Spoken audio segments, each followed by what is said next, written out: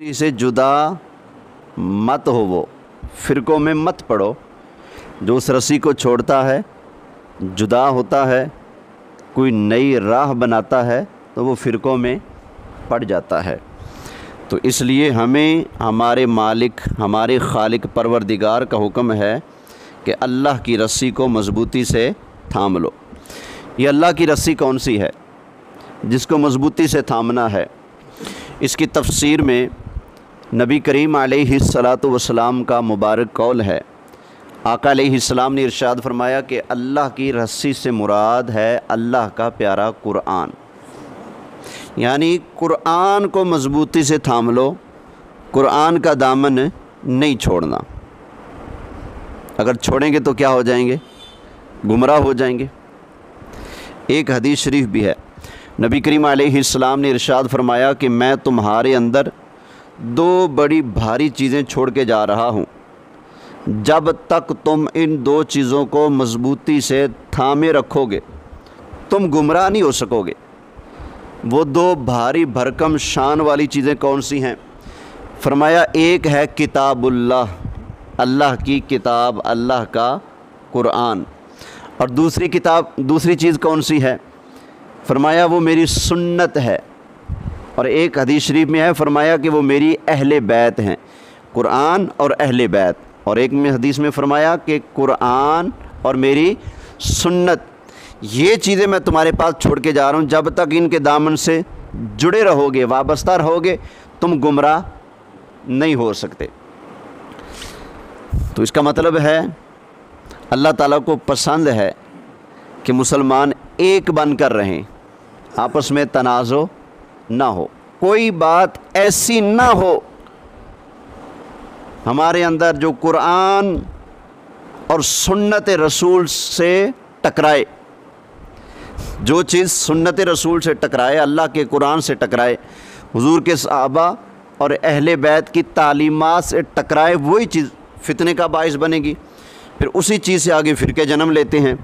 तो लिहाजा हम सब को गौर व फ़िक्र करना चाहिए कुरान और हदीस में, क्या हमारे अंदर कोई ऐसी चीज़ तो नहीं पाई जाती जो कुरान के मुखालिफ हो, हदीस रसूल के मुखालिफ हो, सहाबा और अहले बैत की तालीमात के मुखालिफ हो। अगर है ऐसा तो अल्लाह से तौफ़ीक मांगनी चाहिए कि या अल्लाह ऐसी चीज़ें हमारे ऊपर ज़ाहिर फरमा दे ताकि हम उससे बच सकें। तो ये जो इस वक्त इस्लाम के नाम लेवा जितनी जमातें हैं, जितने फ़िरके बन चुके हैं, तो आए दिन इनमें कोई ना कोई पवाड़ा, झगड़ा, फसाद होता रहता है। कोई उठता है सैयदना सिद्दीक़ अकबर को गालियां देता है, तो कोई उठता है बदले में कहता है अच्छा तुमने सिद्दीक़ अकबर को गाली दी, हम उनको मानने वाले हैं, चलो ठीक है, तुम इमाम हुसैन को ज़्यादा मानते हो ना, फिर हम उनकी गुस्ताखी करेंगे। एक ने उधर से चबल मारी और एक इधर से उठ के कोई चबल मार देता है। समझ आ गई ना? बाकायदा किताबें लिखी कि हमारे मुल्क के अंदर कि हज़रत इमाम हुसैन से तो ज़ियाउल हक़ ही बेहतर है। वह फिर उस पर पर्चा हुआ, मरदूद जेल के अंदर ही मर गया, रिहा नहीं हो सका था। यानी ऐसे ऐसे लोग भी पाए जाते हैं दुनिया में भाई, फिर लोग उनको अंधाधुंध मानते भी हैं। फितनों का इतना दौर है, दौरा है फितनों का। अभी फैसलाबाद में इसी हफ्ते एक खातून ने, बुढ़ी माई ने नबूवत का दावा कर दिया है। कहती मैं नबी हूँ, मुझसे अल्लाह बातें करता है, मेरे पास जिब्रील आते हैं, तो मुझे मानो। औरत वो पकड़ी गई, उसके बाद उसकी बहन उठ पड़ी, कहती है मैं भी अल्लाह की नबी हूँ, मुझे मानो। तो ये फितनों का दौर है, हमें सच को समझना है, फितनों से बचना है। बर्तन हो ना गंदा, अंदर दूध कोई नहीं डालता।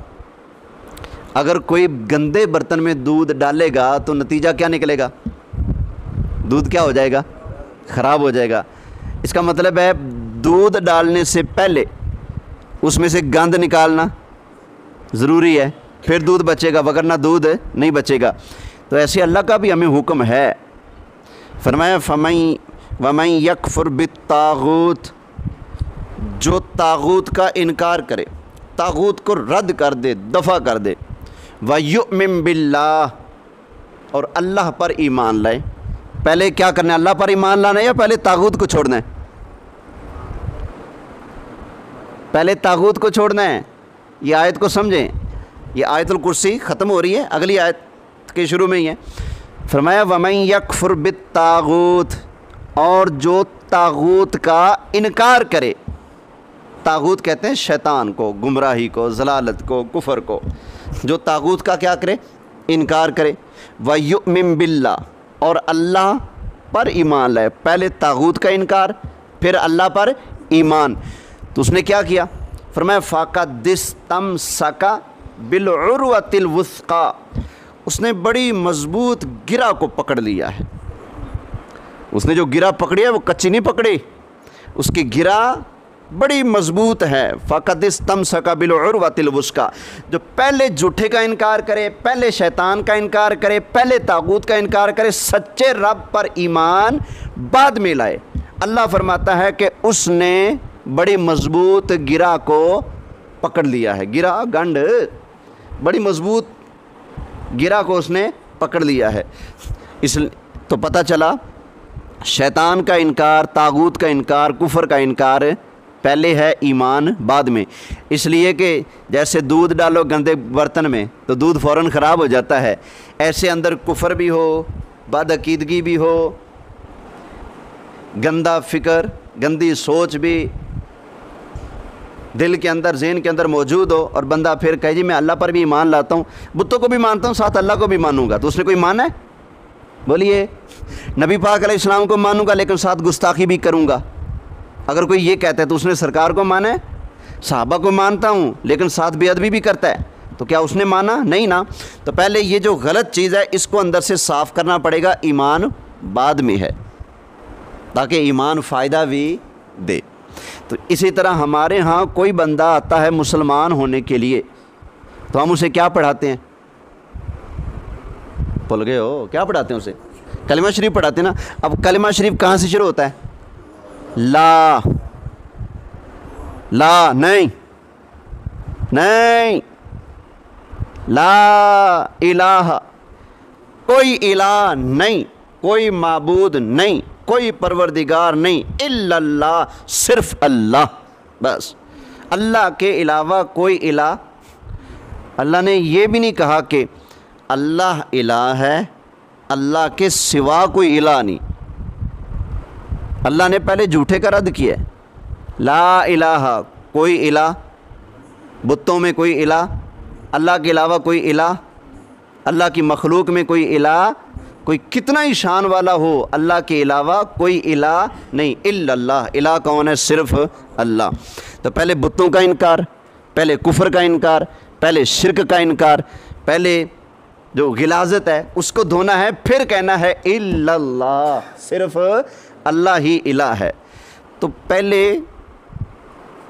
इन चीज़ों से पाक होना ज़रूरी है, फिर ईमान फ़ायदा देता है, वगरना ईमान और कुफर ये दोनों किसी दिल में इकट्ठे बोलिए नहीं रह सकते। तो मैं उम्मत के फ़ायदे के लिए आज कुछ गुफ्तगू करूँगा, सिर्फ़ उन चीज़ों पर जिन चीज़ों पर हमारा झगड़ा नहीं होना चाहिए। खामखा के झगड़े बनाए हुए हैं उन लोगों ने, शायद जो समझते हैं कि हमारी रोज़ी रोटी इस पर चलेगी, जब हम ये चीज़ें लेकर झगड़ा करेंगे, कहेंगे मैंने तीर मार दिया, मैं तगड़ा बंदा हूँ, अगला माड़ा बंदा है। तो इसलिए कुछ चीज़ें ऐसी हैं जिनको बयान कर देना बहुत ज़रूरी है, ताकि बहुत सारी गलत फहमियों का इजाला हो सके। अब आप ये कहेंगे कि यहाँ बयान हो रहा है, इसका फ़ायदा क्या होगा? इसका फ़ायदा ये होगा कि अल्हम्दुलिल्लाह हमारा ये बयान रिकॉर्ड होता है, फिर ये नेट पर जाता है, तो हज़ारों लोग सुनते हैं, अल्हम्दुलिल्लाह हज़ारों। हमारी एक एक वीडियो को कई कई सौ, कई कई हज़ार, 10,000, 20,000, 50,000, 80,000, 90,000, लाख लाख लोगों ने एक वीडियो को देखा है। तो इतने लोगों तक पैगाम जा रहे हैं ना, फ़ायदा है। तो जो जो देखेगा उसकी भी इस्लाह हो जाएगी। इसलिए मैं अर्ज़ कर देता हूँ, कुछ वो चीज़ें हैं जो हमारे दरमियान झगड़ा नहीं है, झगड़ा बना दी गई हैं। मसलन मरने से हम शुरू कर लेते हैं। बंदा मरता है, मरने के बाद उसका जनाजा होता है, होता है कि नहीं? गुस्ल पर कोई झगड़ा नहीं, सारे कहते हैं गुस्ल दो। जनाजे पर कोई झगड़ा नहीं, सारे कहते हैं जनाजा पढ़ो। लेकिन जनाजा पढ़ने पर झगड़ा हो जाता है। हमें लोग कहते हैं कि ये जो तुम सना पढ़ते हो जनाजे में, ये सना कहाँ लिखी है, ये क्यों पढ़ते हो? जनाजे वाला दुरूद दिखाओ, जनाजे वाली दुआ दिखाओ।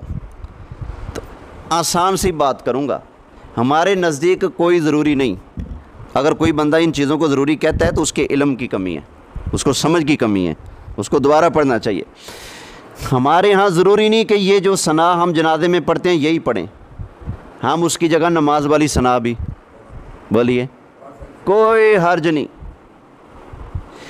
हमारे यहाँ कोई ज़रूरी नहीं कि जो जनाजे के अंदर दुरूद पाक पढ़ा जाता है, अल्लाहुम्मा सल्ली अला मुहम्मदिन व अला आलि मुहम्मदिन कमा सल्लैता व सल्लमता व बारकता, ये वाला दुरूद पाक पढ़ना कोई ज़रूरी नहीं। बल्कि हमारी बहार शरीयत जो फ़िक़्ह हनफ़ी की एक अजीम किताब है बहार शरीयत, उसमें लिखा हुआ है कि अफजल ये है कि दुरूद इब्राहिमी पढ़ो। काम ही सौखा भाई। दूसरा दुरूद पाक है भी थोड़ा मुश्किल, कमा सल्लैता व सल्लमता व बारकता व रहीमता व तरहमता हैं, ओके अल्फाज हैं, जहाँ नहीं छुट्टी। और अफजल ये है कि आप कौन सा दुरूद पढ़ो? बोलिए। जब हम कह रहे हैं एलानिया कि जो सना जनाजे में हमें बताई जाती है वो ज़रूरी नहीं, जो मर्ज़ी पढ़ लो वो पढ़ लो, चाहे नमाज वाली पढ़ लो। एक लफ्ज़ का ही फ़र्क है ना, वजल्ला सनाउ का वला इलाहा गैरुक। मुझे एक अली शर्मान में एक बंदा कहने लगा था तुम्हारा जनाजा ही झूठा है। तौबा माज़ल्ला, वजल्ला सनाउ का क्या मतलब है? या अल्लाह तेरी तारीफ़ बड़ी ऊंची है। जो ये कह देता है या अल्लाह तेरी तारीफ़ बहुत ऊंची है, उसका जनाजा झूठा हो गया, कमाल हो गया। तो ना सना का झगड़ा तो तब हो जब हम कहें नहीं जी ऐ ही पढ़नी, इसके अलावा कोई पढ़ के देखो टांगे तोड़ देंगे, तो फिर झगड़ा बनता है। हम कहते हैं नहीं, जो मर्ज़ी पढ़ लो। दुरूद भी कौन सा अफजल है, ये याद रखें मसला। हमारे यहाँ बयान नहीं किया जाता, पता नहीं क्यों नहीं बयान करते। कौन सा दुरूद पाक अफजल है? दुरूद इब्राहिमी। इसके बाद है दुआ। क्या ज़रूरी है कि अल्लाहुम्मा अग़फ़िर ली हय्यिना व मय्यितिना व शाहिदिना व गाइबिना व सगीरिना व कबीरिना, यही दुआ पढ़ें? कोई ज़रूरी नहीं, आपको जो आती है वही पढ़ लो। हमारे आका अलैहिस्सलाम का मामूल ये था, सरकार जनाजा पढ़ाते ना, कभी ये सना पढ़ ली, कभी वो सना पढ़ ली, कभी सना भी ना पढ़ी, उसकी जगह सूरह फातिहा पढ़ ली। सरकार का ये मामूल था। दुआ कभी सरकार ने पढ़ ली रब्बना आतिना फिद दुनिया हसना, कभी पढ़ ली अल्लाहुम्मा अंतस सलाम व मिनकस सलाम, कभी पढ़ ली रब्बना ला तुज़िग़ क़ुलूबना बअद इज़ हदैतना, कभी पढ़ ली रब्बी जअलनी मुक़ीमस सलाह, कभी पढ़ ली अल्लाहुम्मा अग़फ़िर ली हय्यिना व मय्यितिना व शाहिदिना व गाइबिना व सगीरिना व कबीरिना व ज़करिना व उनसाना, कभी ये पढ़ ली। तो जब सरकार ने कभी वो पढ़ा कभी वो पढ़ा, जिसका मतलब है हमें भी इजाज़त है कभी वो पढ़ लें कभी वो पढ़ लें, जो आपको आती है वही पढ़ लो, आपका जनाजा हो जाएगा। पढ़ो सही। समझ आ गई? कोई झगड़ने वाली बात नहीं। अगर कोई बंदा हमारी तरफ से इन चीज़ों पर जोर देता है, नहीं ऐ सना पढ़नी, ऐ अला दुरूद पढ़ना है, आ दुआ पढ़नी, होर कोई नहीं पढ़ सकते, वो बंदा ज़्यादती करता है, वो बंदा गलत कह रहा है। और अगर उनकी तरफ से कोई बंदा कहता है कि नहीं ये दुरूद जो तुम पढ़ते हो अल्लाहुम्मा सल्ली अला मुहम्मदिन व अला आलि मुहम्मदिन कमा सल्लैता व सल्लमता व बारकता, मैं अल्लाह का वास्ता दूंगा, ये लड़ने की चीज़ नहीं। जब सरकार ने कभी वो पढ़ा कभी वो पढ़ा तो तुम भी पढ़ने दो यार, तो जो है। अच्छा, जनाजा शुरू कहाँ से होता है? बोलिए। यहाँ से शुरू होता है, अल्लाहु अकबर। अब जनाजा शुरू हुआ है। जनाजा ख़त्म कहाँ होता है? चौथी तकबीर पढ़ दी, अस्सलामु अलैकुम रहमतुल्लाह, अस्सलामु अलैकुम रहमतुल्लाह, जनाजा क्या हो गया? मुकम्मल। जनाजा इतना ही है, ये याद रखिएगा। उसके बाद आपकी मर्ज़ी है, दुआ मांग लो, आपकी मर्ज़ी है, ना मांगो, कोई झगड़ने की बात है?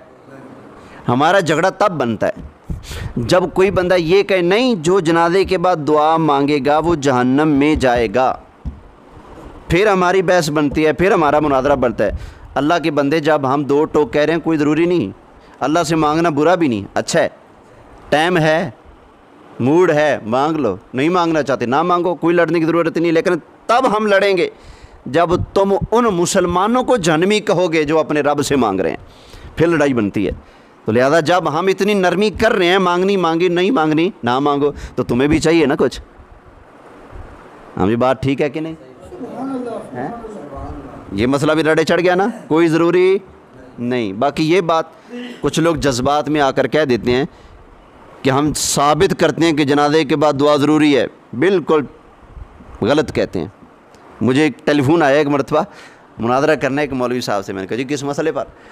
कहते हैं मैंने उनको कह दिया जनाजे के बाद दुआ ज़रूरी है। मैंने कहा तेरा बेड़ा घर को कहाँ ज़रूरी है, पहले तो तुझे मुनाजरा करना चाहिए।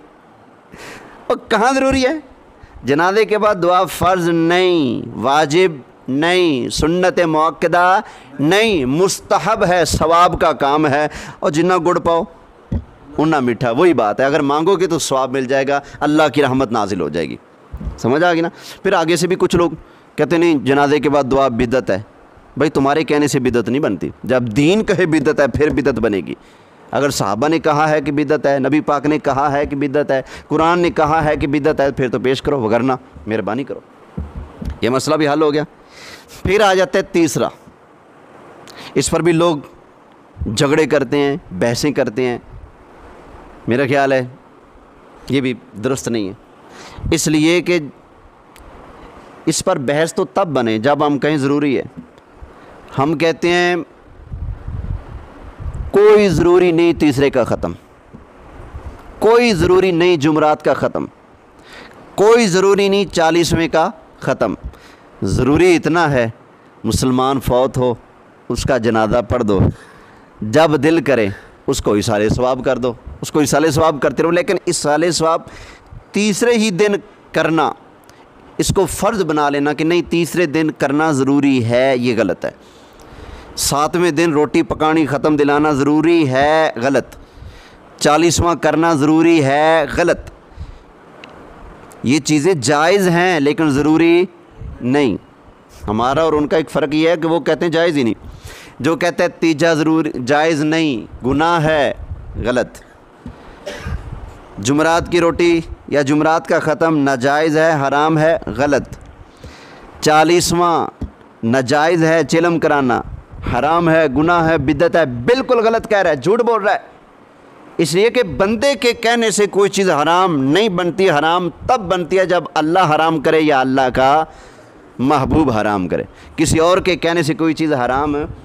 लिहाजा हमारे सुन्नियों के यहाँ अल्हम्दुलिल्लाह बड़ा अदल और इंसाफ पाया जाता है। हम हर चीज़ को जिसे कहते हैं ना आने वाली थां पे रखना, जो चीज़ जिस दर्जे की हम उसको उसी दर्जे पर रखते हैं।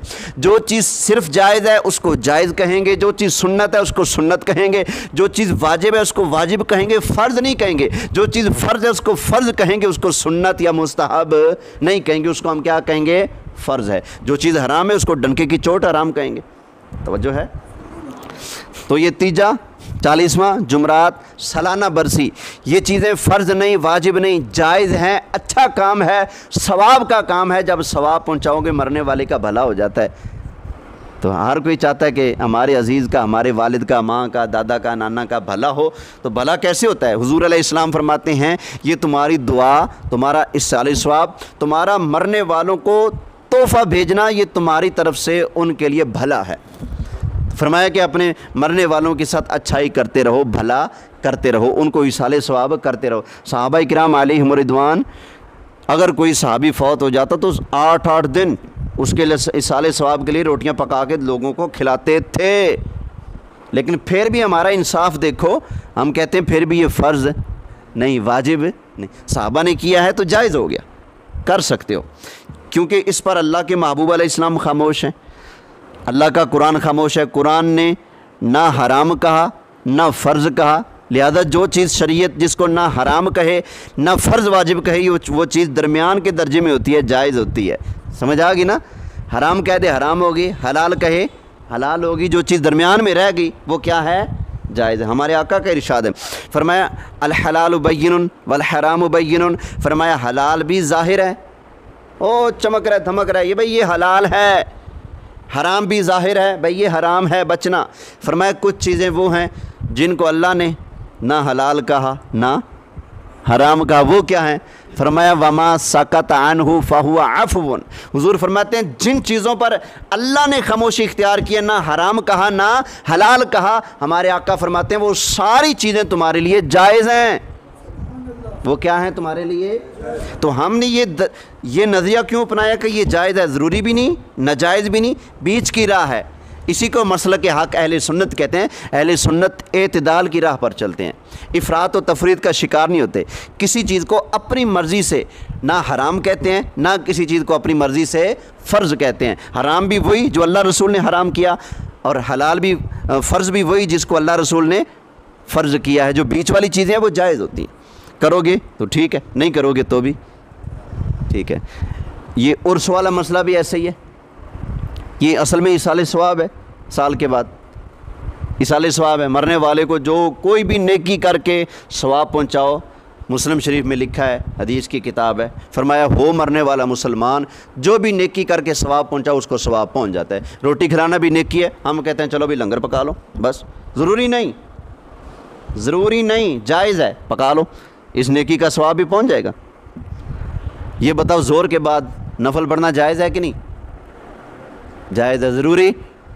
बस ऐसे ही है। उर्स जायज़ है, ज़रूरी नहीं। हाँ, कभी कभी उर्स हराम हो जाता है, फ़र्ज़ कभी भी नहीं हो सकता, ये याद रखिएगा। कभी कभी हराम हो जाता है उर्स करना। कब? जब कुत्तों की लड़ाई आ जाए, इंसाफ की बात कर रहा हूँ। जब कुत्तों की लड़ाई आ जाए, जब दंगल आ जाए, जब कुश्तियाँ आ जाएँ, जब कबड्डियाँ आ जाएँ, खा वो दाता साहब के लिए उर्स किया जा रहा हो, खा वो गौसे पाक के लिए उर्स किया जा रहा हो, खा वो हज़रत अबू बकर सिद्दीक़ के नाम पर कोई बंदा उर्स करे और उसमें कंजरियाँ नचाए, गाने चलाए, और ये सारे बगैरती और गुनाह के काम हों, तो वो चीज़ हराम है, कभी सवाब नहीं बन सकती। उर्स वही जायज़ है जिसमें अल्लाह का कुरान हो, मेरे मुस्तफ़ा की नात हो, और सरकार का दीन बयान हो, शरीयत बयान हो, और लोगों को बेशक लंगर खिलाया जाए, इसाले सवाब किया जाए, वो जायज़ है। इसके अलावा कोई भी ऐसा काम है जिसके अंदर शरीयत की मुखालफत की जाए, वो काम क्या बन जाता है?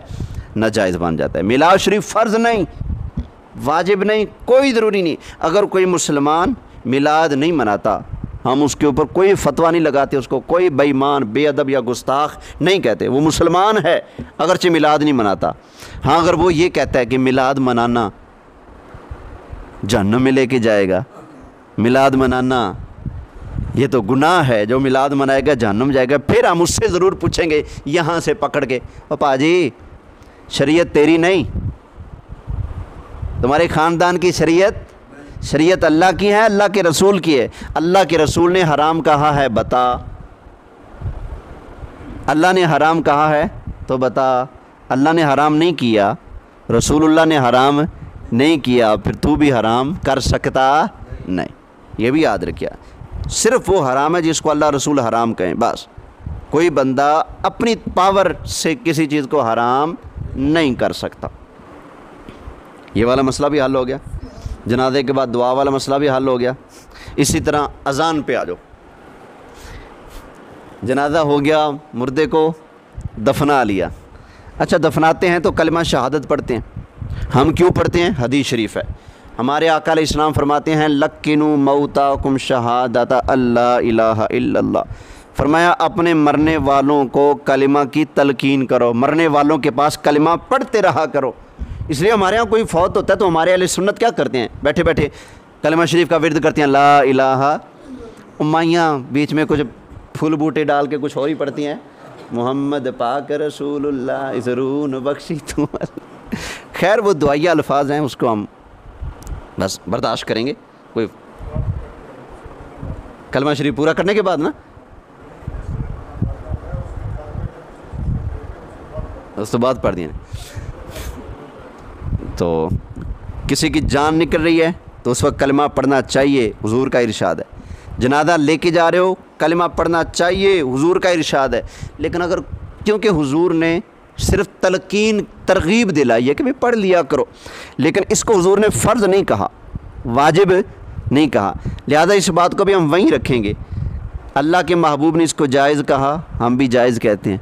अल्लाह के महबूब ने कहा है कि पढ़ लिया करो, हम भी कहते हैं पढ़ लिया करो। अल्लाह के महबूब ने फ़र्ज़ नहीं कहा तो हम भी फ़र्ज़ नहीं कहते। अल्लाह के महबूब ने इसको बिदअत हराम नहीं कहा तो हम भी इसको बिदअत और हराम है नहीं कह सकते। समझ आ गई ना? तो इसलिए हम कलमा शरीफ पढ़ते हैं। फिर कब्र में दफनाने के बाद देते हैं अज़ान। यहाँ भी झगड़ा शुरू हो जाता है।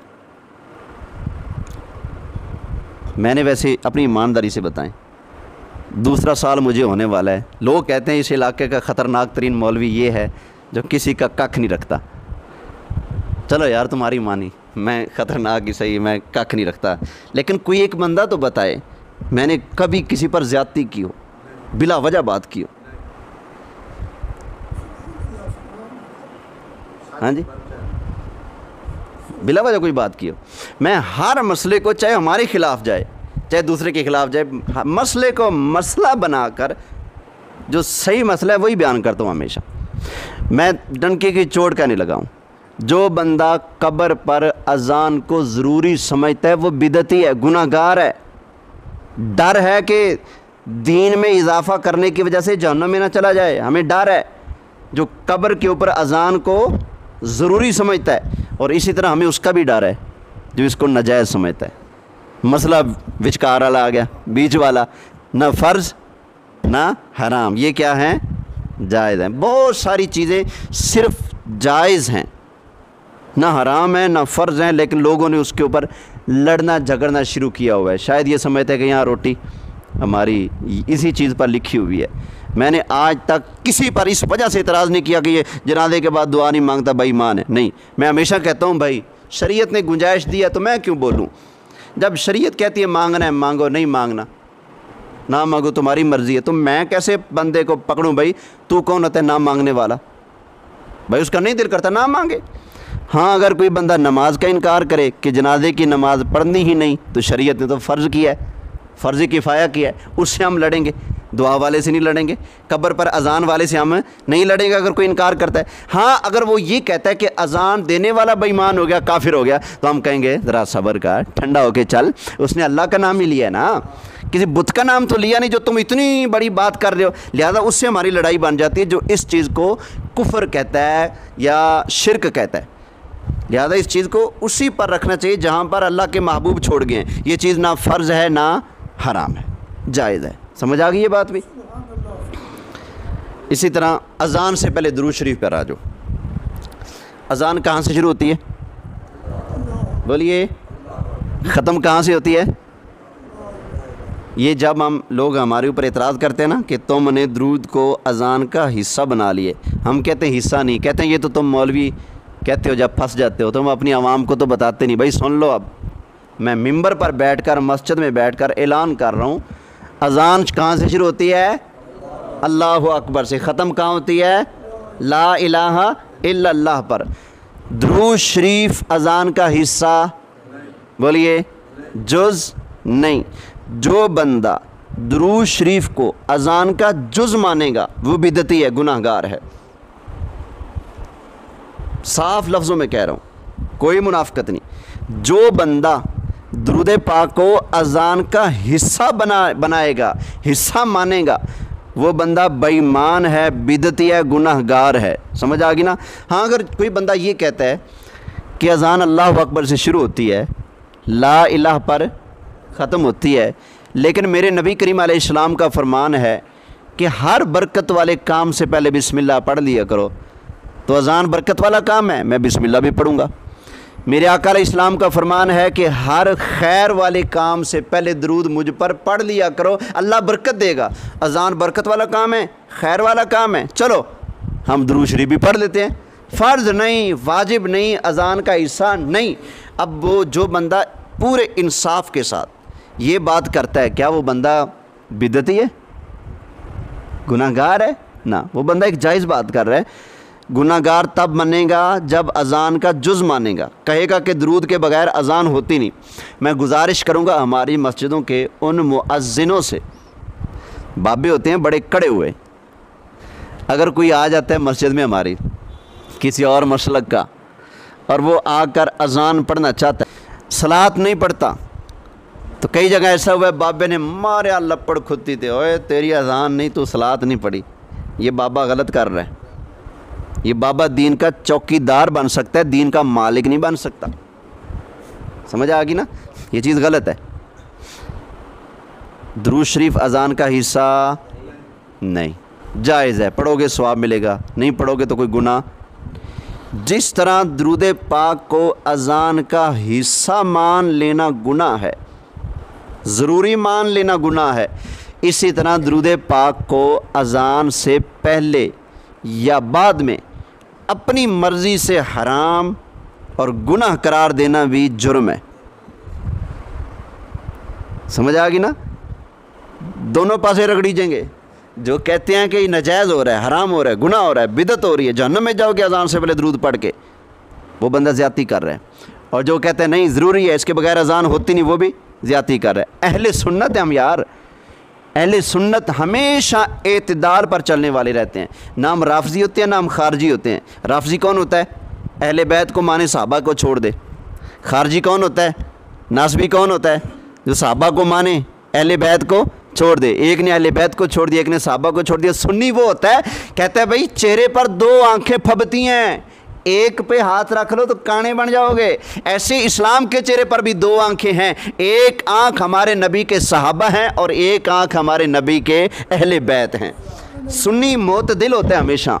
सुन्नी हर उसको मानता है जिसको अल्लाह ने मनवाया, अल्लाह के रसूल ने मनवाया। सुन्नी हमेशा बाअदब होता है। अल्लाह की बारगाह हो, रसूलुल्लाह की बारगाह हो, सहाबा की बारगाह हो, नबी की आल की बारगाह हो, नबी के ग़ुलामों की बारगाह हो, किसी वली की बारगाह हो, सुन्नी नबी की बारगाह तो कितना अदब करता है। सुबहान अल्लाह। सुन्नी तो वली की बारगाह में जाता है तो कहता है यार जूता भी उतार दो, वज़ू भी कर लो, सर के ऊपर टोपी भी ले लो, अल्लाह के वली की कचहरी में जा रहे हैं हम।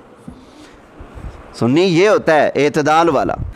मुझे पूरी ईमानदारी से बताएं, ओ टाइम तो काफ़ी हो रहा है, चलो एक बात बताएं, इस ज़ुबान से कभी आपने ऐसा लफ्ज़ सुने जो नबी पाक की शान के ख़िलाफ़ हो? बोलें। सहाबा के ख़िलाफ़ हो, अहले बैत के ख़िलाफ़ हो, वलियों के ख़िलाफ़ हो, कुरान के ख़िलाफ़ हो, फरिश्तों के ख़िलाफ़ हो, दीन इस्लाम के किसी एक पहलू के बारे में भी कभी कोई मंदा लफ्ज़ मेरी ज़ुबान से सुना? नहीं ना। हाँ, मैं गुस्ताख ज़रूर हूँ। किन का? मैं उनका गुस्ताख हूँ जो अल्लाह के महबूब की गुस्ताखी करते हैं। मैं उनका नौकर हूँ जो अल्लाह के महबूब की नौकरी करते हैं। दाता साहब मेरे कोई रिश्तेदार हैं? नहीं, लेकिन जब नाम आता है दाता साहब का, हैं, कलेजे में ठंड पड़ जाती है यार। सरकार के दीन का काम किया, सरकार के ग़ुलाम थे। हैं, पीर मेहर अली शाह साहब गोलाडा शरीफ वाले मेरे रिश्तेदार हैं। वो सैयद बादशाह, मैं निकम्मा निकारा। हैं, हमारी तो बरादरी नहीं मिलती। बरादरी का इतना फ़र्क है। वो इतने बड़े आलिम, मैं अनपढ़ सा बंदा, हमारा कोई जोड़ तोड़ बनता नहीं। लेकिन अदब एहतराम दिल में क्यों? सारी ज़िंदगी सरकार से वफा किया ना। जो अल्लाह वाले होते हैं ना, वो सरकार को अपने जैसा नहीं कहते, सरकार की शानों का इनकार नहीं करते, ज़ुबानें नहीं चलाते। वो यही कहते हैं कित्थे मेहरे अली, कित्थे तेरी सना। सोनिया, मैं मेहर अली कित्थे, मेरी की हैसियत है? कित्थे मेहरे अली, कित्थे तेरी सना। गुस्ताख अखियाँ कित्थे जा अड़ियाँ हैं, कित्थे जा अड़ियाँ हैं। और जामी मौलाना अब्दुल रहमान जामी, पता की कहते ने? बहुत बड़े आशिक़े रसूल हो गुजरे ने। वो कहते सी या रसूलल्लाह, काश तोड़ा एक कुत्ता हुंदा, उस कुत्ते का नाम हुंदा जामी। तुसी कदी एक बारी ते पुकार देना जामी किधर गया, तो मैं खुश हो जाता भी तुहाडी ज़ुबान उत्ते मेरा नाम आया सी। ये उस सरकार दे आशिक सन अब्दुल रहमान जामी रहमतुल्लाह अलैह। मदीना शरीफ जान लगे ना, सरकार सल्लल्लाहु अलैहि वसल्लम मदीना शरीफ दे गवर्नर दे ख्वाब विच तशरीफ लेके आए। फरमाया ओ जामी आ रहा है मक्यों, उन्होंने रोक, नहीं आन देना मदीना शरीफ। गवर्नर ने पाबंदी ला दी, बाबा जी ना टले। दूजे दिन फिर टुर पे, एक दिन पाबंदी झली, दूजे दिन फिर दा ला के टुर पे। सरकार फिर ख्वाब विच आए गवर्नर दे, फरमाया जामी आ रहा है, तेनू क्या नहीं रोक उन्होंने। उन्हें फिर दूजे दिन बाबे ने कहा बाबा तू नहीं जाना, वो आशिक सी नहीं कितों रह सकते आशिक हैं। वो तीजे दिन गवर्नर तो दा ला के फिर टुर पिया। सरकार फिर ख्वाब विच आए, फरमाया तेनू क्या नहीं सी, बाबा आ रहा है, रोक उन्होंने। गवर्नर ने तीजे दिन बाबे नू फड़िया जेल च ढक दिता। सरकार ख्वाब च तशरीफ ले गए, फरमाया वो कोई मुजरिम थोड़ा है जो ढक दिता है, वो मेरा आशिक है, इन्ना इश्क करदा है, अगर वो मेरे दर ते आ गया ना, उन्हें जो मैनू आके कहना है तो मैनू हद्दां तोड़ के कबर चो बाहर आके उन्होंने दीदार कराना पेगा। फिर तो मैं नहीं, सरकार ने फरमाया मैं नहीं चाहता कि शरीयत की जी एक हद है ना कि कबर च बंदा चला जाए तो फिर दोबारा दुनिया के सामने जाहिर ना हो। फरमाया मैनू आना पै जाएगा, उन्होंने छड़ दे। सुभान अल्लाह। इवें एक और अल्लाह दे वली हज़रत रिफाई गौसे पाक दे ज़माने दे बुज़ुर्ग सरकार दे आशिक हुजूर दी बारगाह च गए, अर्ज़ की या रसूल अल्लाह मैं दूर सा मेरी रूह तुहाडे दर ते आके दरूद पढ़ के जाती सी, हुण तां मैं कदमां च आए खड़ा, सोहणिया दीदार तो बगैर पिछा नहीं जाना, करम फरमाओ। सरकार दी कब्र अनवर दे विचों हाथ मुबारक बाहर आया। 11वीं वाला पीर भी फरमांदा कि मैं अखां नाल वेख्या सरकार दा हथ बाहर आया। हुण जिंदा ही नहीं तो हथ किवें बाहर कढ़िया सरकार ने? 11वीं वाला पीर कच्चा बंदा तो नहीं ना, फरमांदे ने मैं खुद गवाह, सरकार दा हाथ मुबारक बाहर, उन्हें सरकार दा हाथ चुम्या। ऐ सन सरकार दे गुलाम हैं। तो बहरहाल ये चंद चीज़ें मैंने आपके सामने पेश की हैं जो फ़र्ज़ नहीं, हमारा मुकदमा अहले सुन्नत का बिल्कुल साफ़ है, उन चीज़ों के बारे में फ़र्ज़ नहीं, लिहाजा हमारी तरफ से उन चीज़ों का झगड़ा कोई बंदा ख़त्म नहीं दिलाता, अल्लाह की कसम कोई झगड़ा नहीं, जनाजे के बाद दुआ नहीं मांगता कोई झगड़ा नहीं, अजान से पहले सलात नहीं पढ़ता कोई झगड़ा नहीं, अंगूठे नहीं चूमता कोई झगड़ा नहीं, मिलाद नहीं मनाता कोई झगड़ा नहीं, हाँ सड़े ना, दुरूद नहीं पढ़ता कोई झगड़ा नहीं, सड़े ना, जो सड़ेगा यहाँ तो फिर वहाँ भी, ये भी याद रखना। तो ये चीज़ें हमारी तरफ से ओके हैं बिल्कुल, कोई लफड़े झगड़े वाली बात। रफ़ा दैन का अगले दिन ही मैंने बयान किया था, हो मुसलमान बेअदब गुस्ताख ना हो, रफ़ा दैन करेगा नमाज हो जाएगी, नहीं करेगा फिर भी हो जाएगी। हमारे नज़दीक ये है कि बेहतर है रफ़ा दैन ना करे, बस करेगा फिर भी हो जाएगी, बेहतर है कि ना करे। अब ये लोग पता है क्या करते हैं, जट्टा नू फड़नगे, फेरी वाले नू फड़नगे, ओए बुखारी च लिखा रखा दैन तू करदा ही नहीं, तेरी तो नमाज ही नहीं होंदी। अब हम पूछते हैं तुमने जो कहा रफ़ा दैन के बगैर नमाज नहीं होती, ये तुम्हारा अपना कौल है या अल्लाह के महबूब का कौल है? अल्लाह के महबूब का कौल है तो सर माथे पेश करो, हम मानने के लिए तैयार हैं। जब सरकार का कौल नहीं, तुम्हारा अपना कौल है तो अपने पास रखो भाई, अपने कौल से तो शरीयत नहीं ना बनती ना। तवज्जो है, मैं उम्मीद करता हूँ ये चीज़ें आप समझ गए होंगे। तो ये चीज़ें हमारी तरफ से झगड़ा, असल झगड़ा ये चीज़ें नहीं, असल झगड़ा वो चीज़ें हैं जो तुम लोगों ने अपनी किताबों में रसूलुल्लाह को गालियाँ दी हैं, वो असल झगड़ा है, क्योंकि उससे बंदा काफिर बनता है। रफ़ा दैन कर ले कोई बेईमान नहीं बनने लगा, दुरूद शरीफ अज़ान से पढ़ ले कोई बेईमान नहीं बनने लगा, ना पढ़े कोई बेईमान नहीं बनता, जनाज़े के बाद दुआ मांग लो नहीं बेईमान बनता, ना मांगे फिर भी बेईमान नहीं बनता। ये चीज़ें लड़ने झगड़ने की नहीं है।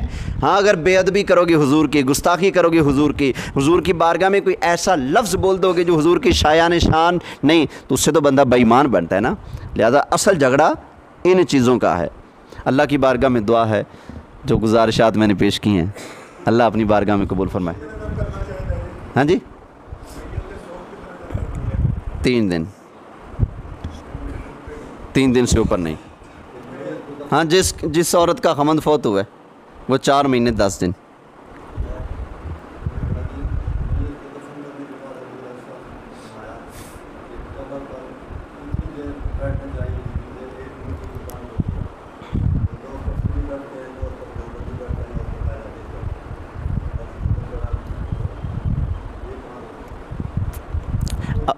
अपनी मर्ज़ी के मसलों च पै गए ना।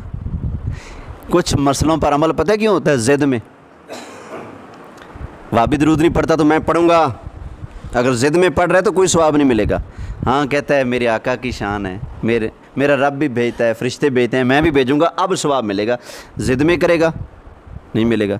कब्र पर अजान अगर ज़िद में आकर देगा, भाई वाबी खड़े हैं ज़रा चिड़ेंगे, इनको आग लगेगी, तो ये तो फिर ज़िद में हुआ ना।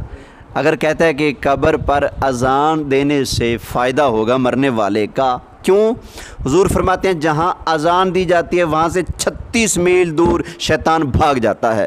तो कब्र वाला कब्र में गया, फरिश्ते पूछेंगे सवाल, शैतान कब्र में जाकर उसको गुमराह ना कर दे जवाब देते हुए, क्योंकि शैतान भी कब्र में के अंदर ही चला जाता है।